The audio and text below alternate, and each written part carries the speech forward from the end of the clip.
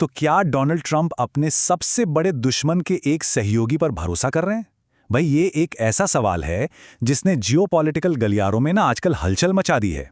सोचिए, एक तरफ ट्रंप पाकिस्तान के आर्मी चीफ आसिम मुनीर को अपना फेवरेट फील्ड मार्शल बता रहे हैं और वहीं दूसरी तरफ अमेरिकी खुफिया एजेंसियों की एक रिपोर्ट उन्हें एक बहुत बड़ा खतरा मानती है। तो आखिर सच क्या है? चलिए आज इसी विरोधाभास की तह तक चलते हैं। अब ये कहानी शुरू होती है डोनाल्ड ट्रंप के हालिया बयानों से। उन्होंने एक नहीं बल्कि कई मौकों पर जनरल आसिम मुनीर का खुलेआम समर्थन किया है, यहां तक कि उन्हें अपना पसंदीदा फील्ड मार्शल तक कह डाला। तो ये एक ऐसे नए रिश्ते का इशारा है जो वाकई कई लोगों के लिए काफी हैरान करने वाला है। लेकिन कहानी में एक बहुत बड़ा ट्विस्ट है। ट्रंप की इस तारीफ के बिल्कुल उलट अमेरिकी खुफिया एजेंसियों और फॉक्स न्यूज की एक रिपोर्ट सामने आ गई है। और जानते हैं ये रिपोर्ट क्या कहती है? ये रिपोर्ट आसिम मुनीर को अमेरिकी हितों के लिए एक रेड फ्लैग, मतलब एक बड़े खतरे के तौर पर देखती है। एक ही इंसान और उसके बारे में दो एकदम अलग अलग बातें। तो इससे सबसे बड़ा सवाल तो यही खड़ा होता है कि क्या इतिहास खुद को दोहरा रहा है? क्या पाकिस्तान एक बार फिर अमेरिका के साथ वही अपना पुराना डबल गेम खेल रहा है? और यही वो सवाल है जो इस पूरे विश्लेषण के बिल्कुल केंद्र में है।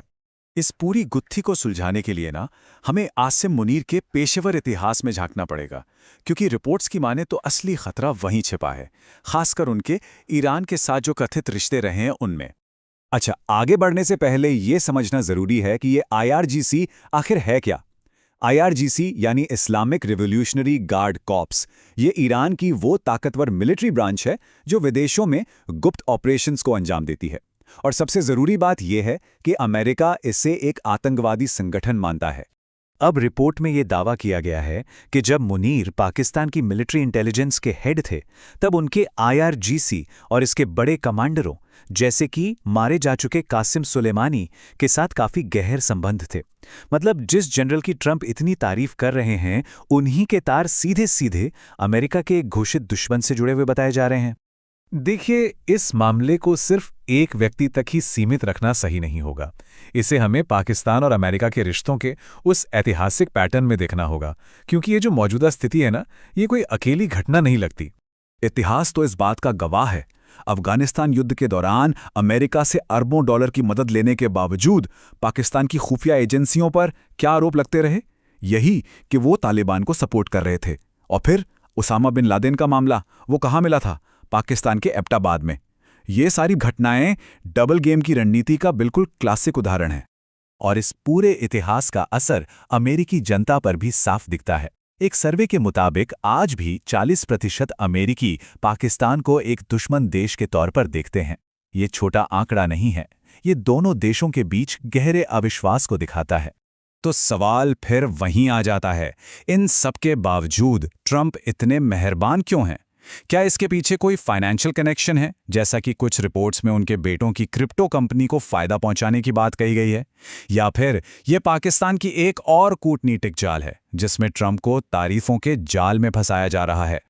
अब इस नए समीकरण का असर सिर्फ अमेरिका तक ही सीमित नहीं रहने वाला है।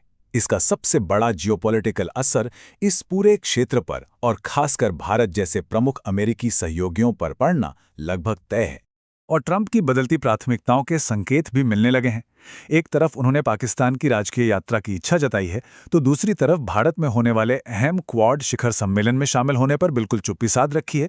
और ये चुप्पी भारत के लिए एक कूटनीतिक संकेत के तौर पर देखी जा रही है। जाहिर सी बात है, भारत इस बात से चिंतित है कि पाकिस्तान की तरफ ट्रंप का ये झुकाव दोनों देशों की रणनीतिक साझेदारी को कमजोर कर सकता है। वहीं इजरायल भी मुनीर के ईरान के साथ कथित संबंधों को लेकर काफी सतर्क है, क्योंकि ईरान उसका सबसे बड़ा दुश्मन है। और इस पूरे मामले पर भारतीय विदेश मंत्रालय ने फिलहाल कोई आधिकारिक बयान नहीं दिया है। तो सारी बात घूम फिर कर उसी मूल सवाल पर आ जाती है, क्या हम एक ऐसे मोड़ पर खड़े हैं जहां अतीत के रणनीतिक गलतियां एक बार फिर से दोहराई जाने वाली हैं? और सबसे बड़ा जोखिम यही है कि ये जो डबल गेम की रणनीति है, ये डोनाल्ड ट्रंप को भी ठीक उसी तरह धोखे में रख सकती है जैसे पहले के अमेरिकी राष्ट्रपतियों को रखा गया था। हो सकता है कि ट्रंप अपने आत्मविश्वास के बावजूद उसी जाल में फंस जाएं जिसमें उनके पहले वाले फंसे थे। तो आखिर में सबसे बड़ा सवाल यही है, क्या ये डबल गेम एक और अमेरिकी राष्ट्रपति को धोखा देने वाला है, या फिर ये कोई बहुत सोचा समझा रणनीतिक दाव है जिसके नतीजे अभी सामने आने बाकी हैं। इस जटिल जियोपॉलिटिकल शतरंज की बिसात पर अगला कदम क्या होगा, ये तो खैर अब वक्त ही बताएगा।